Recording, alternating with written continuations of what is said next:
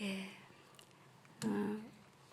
오늘 말씀은 어린 양을 바라보며라는 말씀으로 여러분과 이 익숙한 많이 보신 유월절 사건을 함께 생각해보고 나눠보는 시간을 가지도록 하겠습니다.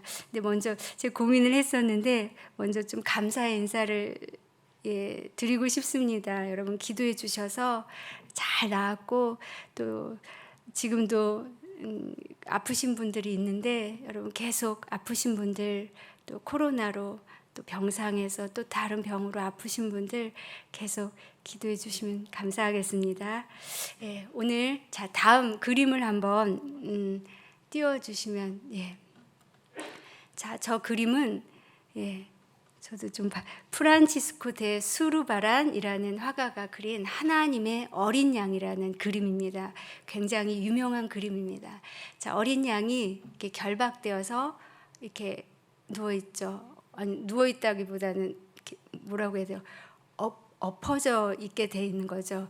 예. 근데 여러분 이 그림을 잘 보면 자, 그 어린 양이 죽음의 공포 앞에 두려움과 온몸이 아주 많이 흔들렸을 것입니다. 근데 표정을 보면 모든 것을 내려놓은 표정이죠. 그래서 눈은 아래로 향해 있고 그래서 그 아래를 향한 눈빛을 보면 이제 두려움을 넘어서 평화 그리고 어떤 저항을 넘어서 내가 살아야 된다 막 발버둥치는 그 저항을 넘어서 복종을 그 그림에서 저는 이렇게 가만히 계속 묵상하면서 읽을 수 있었습니다. 자, 주님은 강하신 분이신데 저 어린 양처럼 저렇게 두려움, 십자가의 두려움 온몸으로 받으시며 아래로 그 몸을 내려놓으시고 우리의 연약함을 온몸으로 짊어지시고 저렇게 쓰러지셨죠.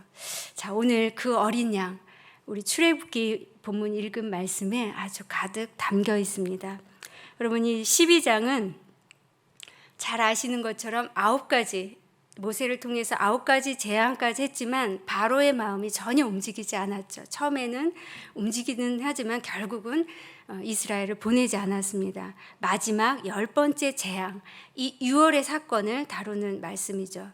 그런데 여기에 담긴 그 말씀 중에 12장에 무려 이 6월절이라는 6월이라는 그 단어, 6월하다라는 단어가 무려 12장만 해도 4번이 나옵니다. 6월하다라는 그 원어는 파사흐, 명사형은 페사흐인데요. 그걸 합쳐서 11절에는 6월절로, 13절에선 넘어가다.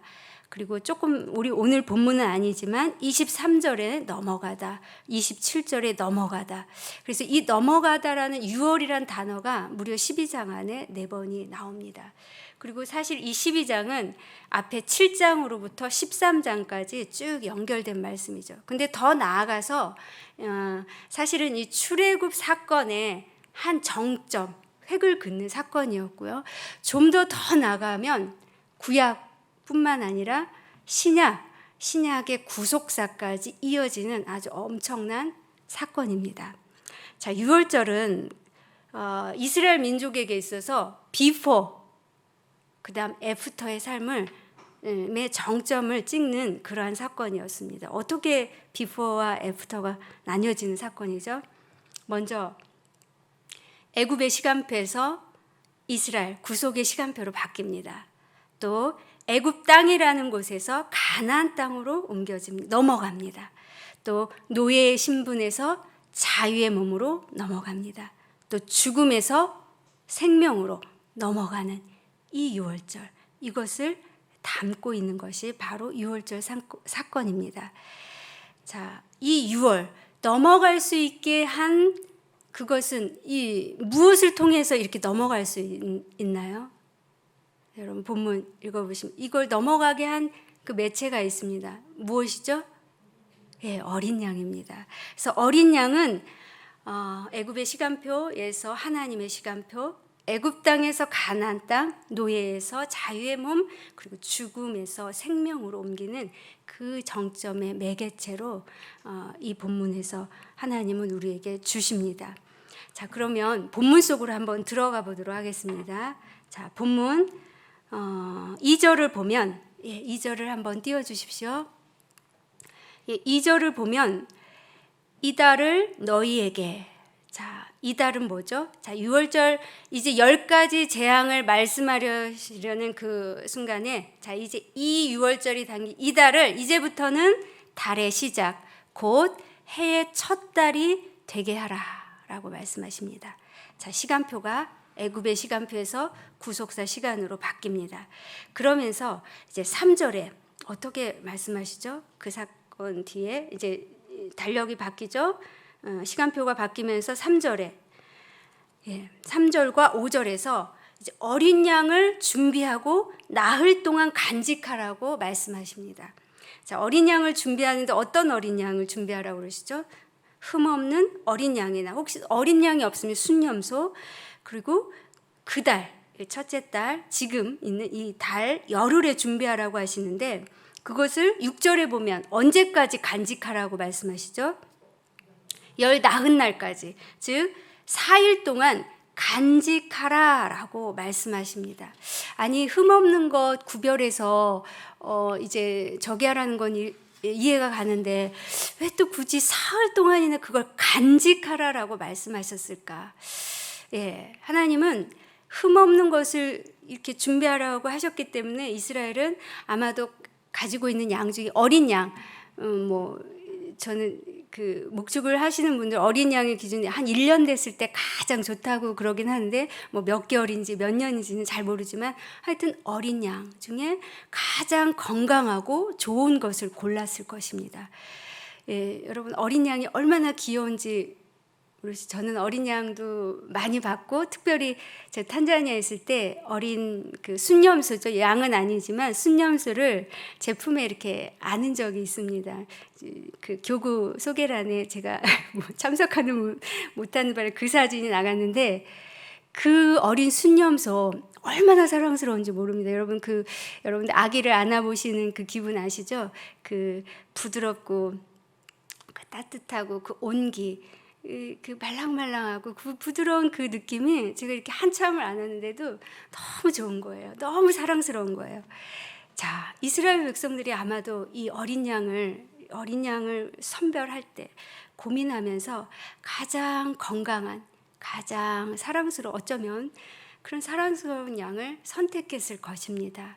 그리고 그 어린 양을 나흘 동안 이제 간직하라고 하셨으니까 구별해서 다른 무리로부터 간직했겠죠. 어떤 사람은 뭐 땅이나 우리에다 뭐 따로 이렇게 했을 수도 있지만, 아마 장소가 거의 없었기 때문에 집 안에 따로 이렇게 우리 애완견처럼 아니면 애완동물처럼 반려견처럼 이렇게 정말 집안에다 보면서 간직했을 수도 있습니다. 근데 여기서 간직하다라는 단어 샤마르는 그냥 하나 구별해서 그냥 이렇게 있으라는 게 아니라 크고 아주 세밀하게 관심을 가지고 계속 지켜보라는 뜻입니다. 즉 그냥 구별해서 때 되면 먹이 주고 그냥 그렇구나 이런 정도가 아니라 계속 지켜보고 돌보고 세심하게 또 보고 보라는 것입니다. 자, 왜 하나님은 나흘 동안 이 양을 샤마르 크게 세심하게 관심을 갖고 지켜보고 또 보고 보라고 말씀하셨을까요? 우리는 이 샤마르라는 동사를 통해서 간직하다 이 동사를 통해서 하나님이 이 어린 양을 묵상하기를 원하셨다라는 것을 짐작할 수 있습니다. 이전과의 재앙은 다릅니다. 이전과의 재앙은 하나님 일방적으로 어떤 자연재해나 재앙을 했지만, 이번에는 어떤 재앙입니까? 이스라엘 백성이 직접 생명 어린 양을 도살해야 됩니다.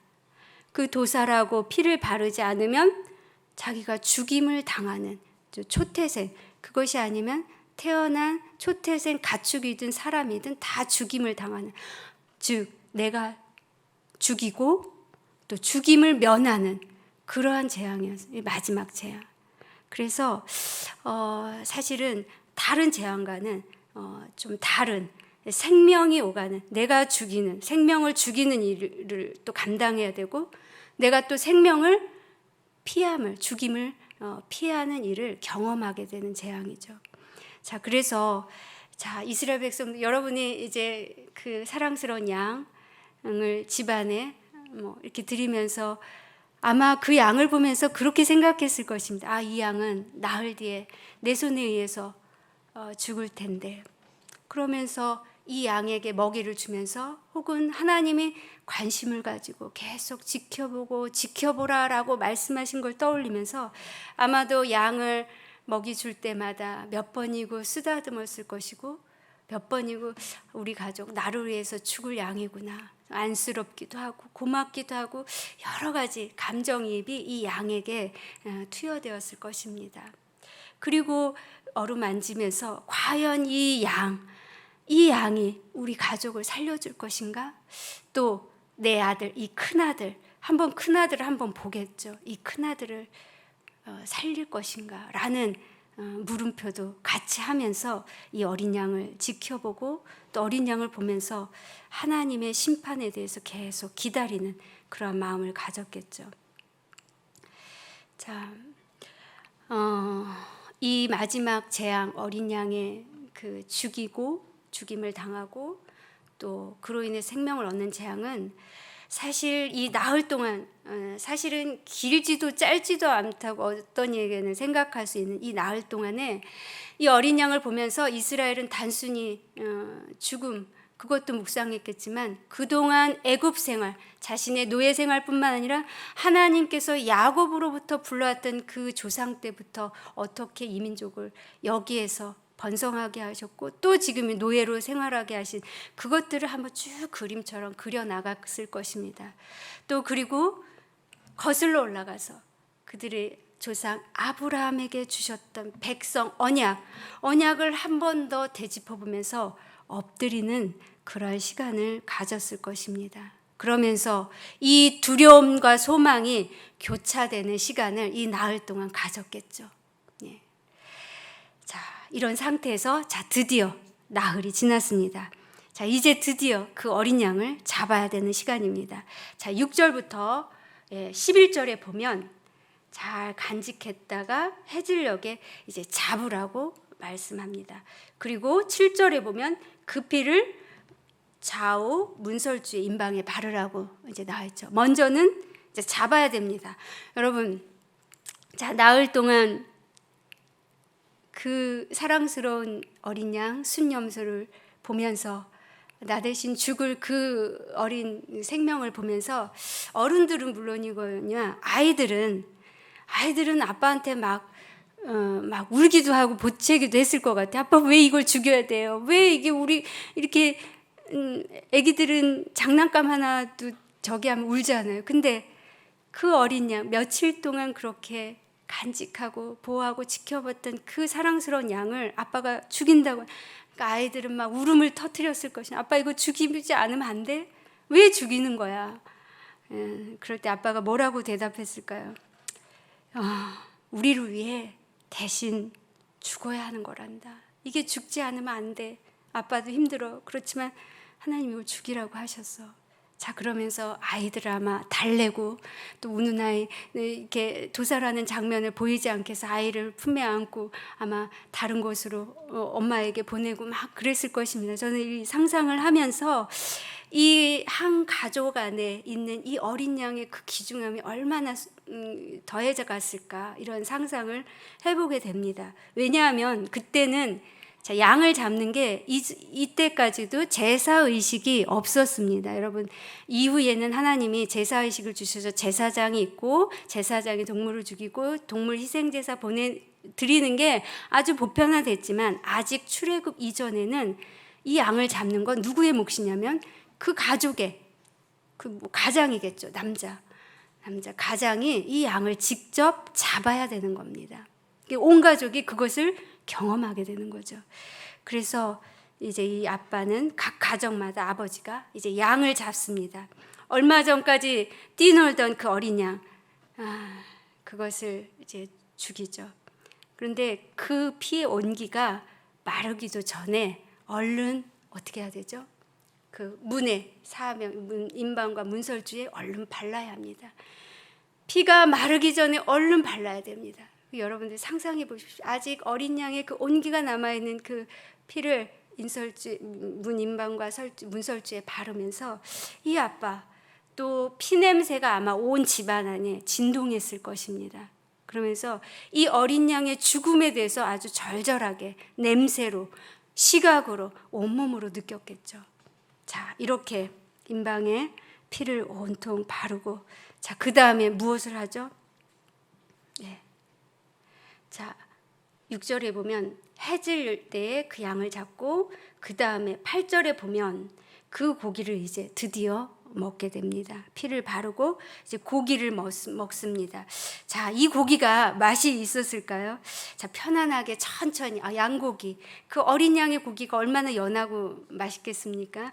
예, 양고기 저도 한국에서 못 먹어봤는데, 예, 외국에서는 좀 중동 지역에서는 많이 먹었는데 정말 맛있습니다. 잘 구우면 예, 정말 맛있습니다. 근데 이 양고기가 이들에게 정말 맛이 있었을까요? 맛을 못 느꼈을 것입니다. 편안하게 먹으면서 가족들하고 야 맛있다 이런저런 얘기하면서 먹고 배부르게 기분 좋게 잠자리에 들은 그런 식사 시간이 아니었습니다. 애굽에서의 마지막 밤이었기도 하고요. 이제 떠날 차비를 하나님 뭐라고 하시죠?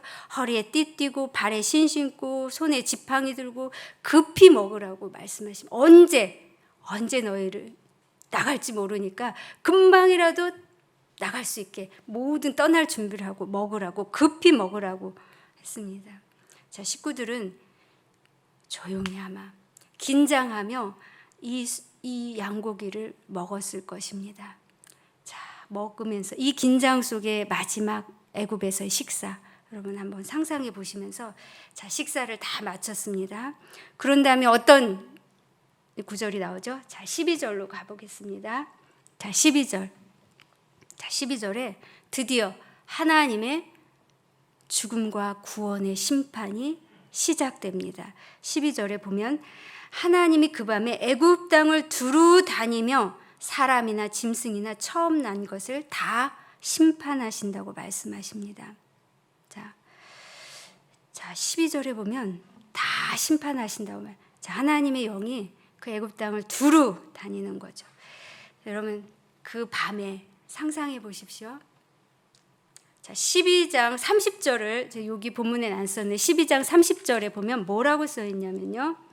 제가 읽어드리겠습니다. 성경 있으신 분은 한번 찾아보시고요. 12장 30절에 보면 그 밤에 바로와 그 모든 신하와 모든 애굽 사람이 일어나고 애굽에 큰 부르짖음이 있었으니 이는 그 나라에 죽임을 당하지 아니한 집이 하나도 없었음이었더라. 자, 큰 부르짖음, 아마 여기저기서 비명소리, 울음소리, 동물들도 괴성을 질렀겠죠.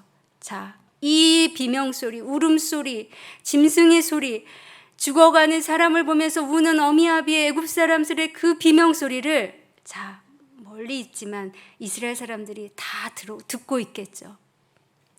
이 소리를 들으면서 아마 이스라엘 백성들은 어떤 생각을 했을까요? 누군가 저쪽에서 죽었구나, 동물이 죽었구나, 그러면서 어떻게 했을까요? 여러분 상상해 보십시오. 그 비명소리를 들으면서 어떻게 했을까요? 문설주임방, 그 출입문에 바른 어린 양의 그 피, 그것을 보며 여호와께서 넘어가신다고 하신 그 문설주, 그 문을 보면서 나가지도 못하고 그 문을 계속 보면서 어린 양의 피, 어린 양의 피, 아마 속으로 여러 번 되뇌었을 것입니다. 이 밤 아마도 어떤 밤보다 길고 두렵고 긴장되고 떨리는 밤이었을 것입니다. 그래서 혹시나 저 어린 양 내가 좀 더 많이 완벽하게 칠했어야 되는 거 아닌가? 빈틈은 없었을까? 혹시라도 그런 염려 속에 있었던 아마 사람들도 있을 수도 있습니다. 어쨌든 그 긴장되고 두려움 속에서 이스라엘 가정은 아마도 잠을 한숨도 자지 못했을 것입니다. 두려움으로 지새웠을 것입니다. 자, 이런 상태의 밤이 이제 지나갑니다. 근데 그 다음에 하나님께서는 그 밤을 이스라엘을 어떻게 지내가신다고 말씀하시죠? 자, 13절을 보겠습니다. 13절에 보면 13절, 우리 13절을 다 함께 읽도록 하겠습니다. 시작. 내가 애굽 땅을 칠 때에 그 피가 너희가 사는 집에 있어서 너희를 위하여 표적이 될지라. 내가 피를 볼 때에 너희를 넘어가리니 재앙이 너희에게 내려 멸하지 아니하리라. 자, 뭐라고 말씀하시죠? 내가 뭘 볼 때요? 피를 볼 때 너희를 넘어간다. 재앙이 너희에게 내려 멸하지 아니하리라 라고 말씀하십니다. 무엇을 보죠? 문설주에 바른 그 어린 양의 피를 보고 문으로 들어오시지 않습니다. 지나가십니다. 그리고 너희를 멸하지 아니한다. 그래서 이 뒤에 13장, 12장 후반 보면 이스라엘은 이 밤을 정말 그 죽음으로 넘어가는, 죽음을 면하고 이 죽음의 신이 다 넘어가는 역사가 일어나게 됩니다. 이 넘어간다, 유월하다, 유월 건너가다, 이 단어는 13절에만 나타난 게 아니라요. 아까 제가 4번이나 나타나는 것처럼 12장 23절에 보면 문설주의 12장 23절의 표현을 보면 좌우 문설주의 피를 보시면 여호와께서 그 문을 넘으신다라고 표현합니다. 또 12장 27절에 보면 다 같은 사건으로 연결되는 겁니다. 12장 27절에 보면 이스라엘의 자손의 집을 넘으사라고 말씀합니다. 즉 이스라엘 집 문 앞에 있는 무엇을 보고요? 어린 양의 피를 보고 넘어간다, 유월한다 라고 반복해서 말씀하십니다. 자, 여러분 이 유월절, 자 유월절의 원어 파세으, 동사형은 패사입니다. 이 파사는 여기 본문에만 나오지 않고요. 이 훨씬 뒷때 이사야 31장 5절에도 이 단어를 씁니다. 근데 이 단어를 쓴 하나님의 분명한 의도가 있어요. 이 유월절이 아니거든요. 유월절에 동물 피로 넘어가는 그 사건이 아닙니다. 근데 하나님은 이 이사야 31장 5절에서 이 유월하다라는 유월절에 썼던 이 파사라는 단어를 동일하게 씁니다. 자, 이사야 31장 5절을 우리 함께 읽도록 하겠습니다. 시작.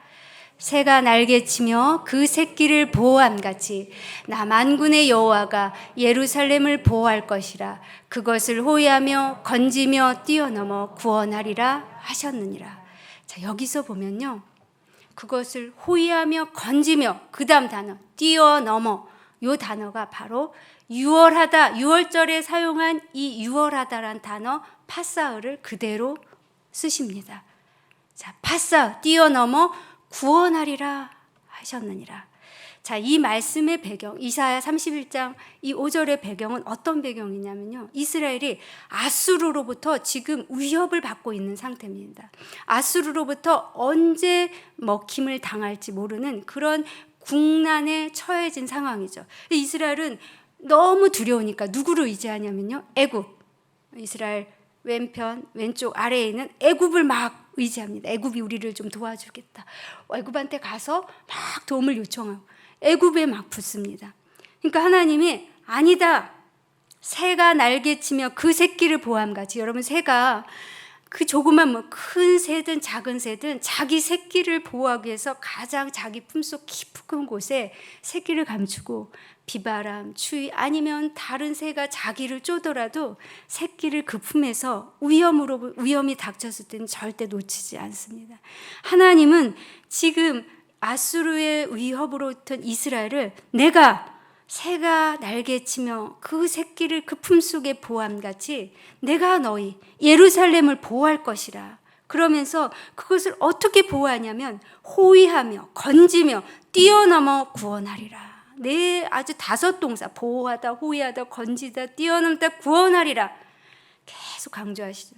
그러면서 특별히 뛰어넘어 파세으, 유월하다, 무엇을 또 넘는다. 여기서 말씀하시는 건 넘는다의 수준을 넘어서 내가 꽉, 마치 앞에서 말씀하신 것처럼 보호함같이 꽉 안고 너를 보호해 주겠다, 이런 말씀입니다. 그래서 보호해 줄 것이다. 그러니 너희들 애굽을 의지하지 마라. 너희들 잊었느냐? 유월절에서 내가 애굽으로부터 너희들을 나오게 하지 않았느냐? 애굽, 노예에서 자유로, 애굽의 시간에서 하나님의 달력으로, 그리고 갑자기 생각이 안 나네요. 또 그렇게 애굽에서 너희를 새롭게 한 그 애굽을 다시 또 가려느냐? 그러면서 이 유월절의 파사라는 단어를 고의적으로 넣으신 것 같습니다.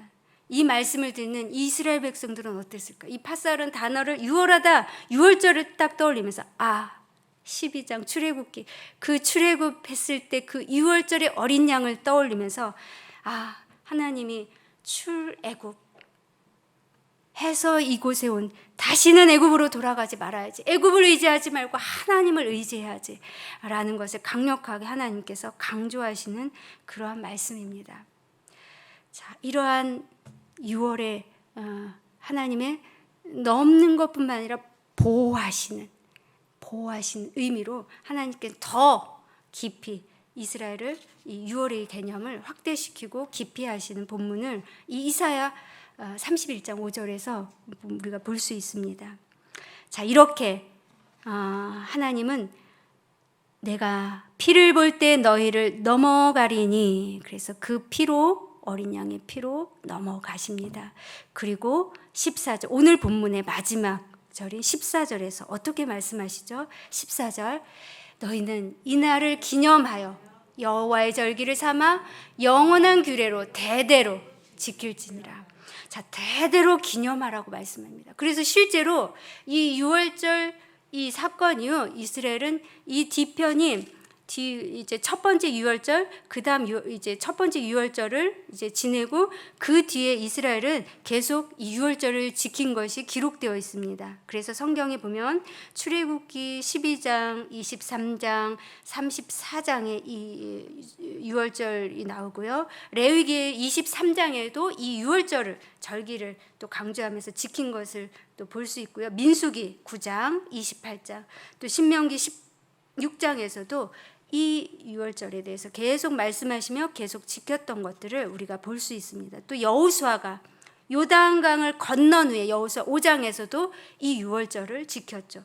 히스기야 왕도 역대하 30장의 유월절을 지키고요. 요시야 때, 그 훨씬 뒤 요시야 때도 이 유월절을 지킨 기록이 있습니다. 자, 근데 신약 시대에도 이 유월절을 지켰나요? 예, 지켰습니다. 여러분 잘 아시다시피 이스라엘의 성인 남자들은 이 3대 절기 때, 초막절 다 3대 절기 때 예루살렘에 와서 유월절을 지내었습니다. 그래서 예수님도 유월절을 지내시기 위해서 예루살렘에 오셨었죠. 그래서 예루살렘 성전에서 이 유월절을 지켰습니다. 그런데 예루살렘이 성전이 파괴된 바벨론 때는 그럼 유월절을 어떻게 지냈을까요? 그때는 이 동물의 희생제사 대신에 회당과 집에서 유월절 식사를 했습니다. 즉 동물 희생제사는 제사장이 이제 없고 사라지게 되고, 그래서 동물 희생제사를 드리지 않고 집에서 유월절 식사, 즉 무교병, 쓴 나물, 그리고 떡 이런 것을 먹으면 누룩 없는 무교병을 먹으면서 이 유월절을 지켰죠. 아직도 유대교에서는 이 유월절 절기 때 유월절 식사 절기를 지킵니다. 그러면 우리는 이 유월절을 기념하는 것은 어떤 의미일까요? 우리도 유월절 음식 먹고 이래야 되는 걸까요? 물론 그게 나쁘다, 아니다라고는 할 수 없죠. 먹을 수 있죠. 근데 근본적으로 유월절을 기념하는 것은 아까도 우리의 비포와 애프터의 매개체로 된 어린 양을 바라보는 것입니다. 어린 양의 보혈, 그것을 바라보는 것입니다.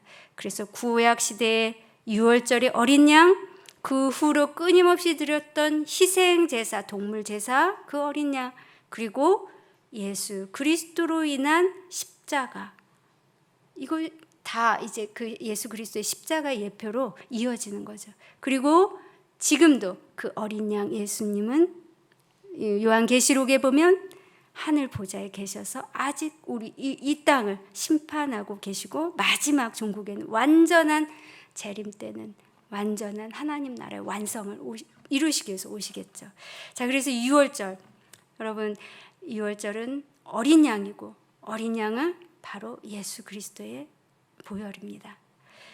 자, 우리 그러면 대표적인 우리 제자들의 고백을 한번 보도록 하겠습니다. 어린 양이 예수가 어떻게 접목이 되느냐. 성경에는 많은 구절을 바로 어린 양이 예수님이라는 것을 말씀하고 있는데, 우리 세례 요한, 사도 요한 이름이 같아서 두 분을 제가 선정을 했습니다.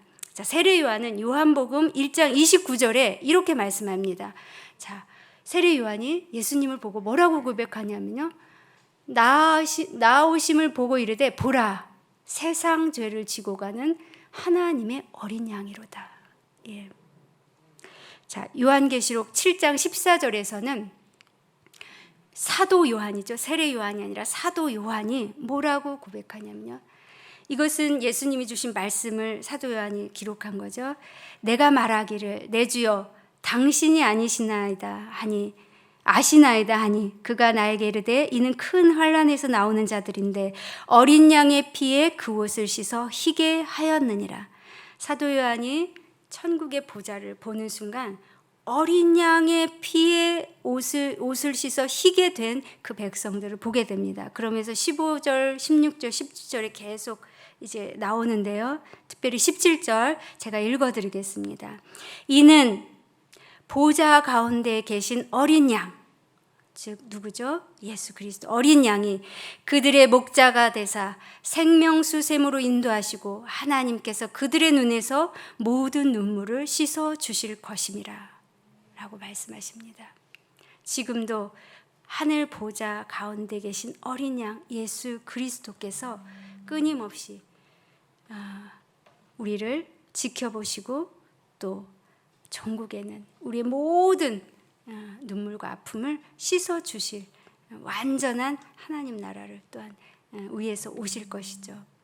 자, 그래서 하나님께서 유월절 절기를 대대로 지킬지니라, 이 말씀은 즉 예수 그리스도를 묵상하는 것입니다.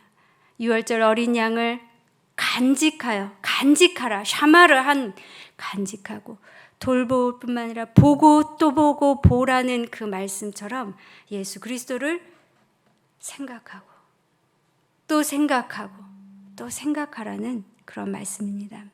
자, 사도 바울은 이 유월절 대신 어린 양, 그래서 유월절에 죽으신, 유월절 절기 때 만찬을 드시고 죽으신 예수님을 이렇게 말씀합니다. 우리 고린도전서 11장 26절 말씀을 한번 보겠습니다. 예. 자, 우리 같이 함께 읽도록 하겠습니다. 시작. 내가 너희에게 전한 것은 주께 받은 것이니 곧 주 예수께서 잡히시던 밤에 떡을 가지사 축사하시고 떼어 이르시되 이것은 너희를 위하는 내 몸이니 이것을 행하여 나를 기념하라 하시고 식후에 또한 그와 같이 잔을 가지시고 이르시되 이 잔은 내 피로 세운 새 언약이니 이것을 행하여 마실 때마다 나를 기념하라. 너희가 이 떡을 먹으며 이 잔을 마실 때마다 주의 죽으심을 그가 오실 때까지 전하는 것이니라. 예, 아멘. 예수님이 유월절 지키신 거죠, 신약시대. 그런데 그 유월절 만찬 때 자신이 죽으시고 그 몸과 피를 이제 기념할 것을 이제 말씀하시는 거죠. 그래서 우리는 예수님의 그 몸과 피를 먹는 그것은 이거 성만찬은 상징적인 것이기도 하고요. 또 우리 삶에 직접적으로 예수님을 우리 마음, 몸으로 깊이 체험하고 묵상하라는 그러한 또 당부 말씀이시기도 합니다. 다시 한번 우리 출애굽 이 12장을 여러분들 묵상하시면서 여러분이 이 어린 양 나흘 동안 간직하고 구별하여서 이 어린 양을 바라보며 내가 죽이고 그 피로 내가 구원을 받았던 그 이스라엘 백성들의 심정으로 다시 한번 돌아가서 나에게 이 어린 양을 어떻게 잡을 것이냐, 어떻게 묵상하며 내 삶에 정말 이것이 내 몸이요 내 피가 될 수 있도록 우리 안에 깊게 심겨질 것인가 우리 고민하고 하나님께 나아가는 귀한 시간이 되었으면 좋겠습니다.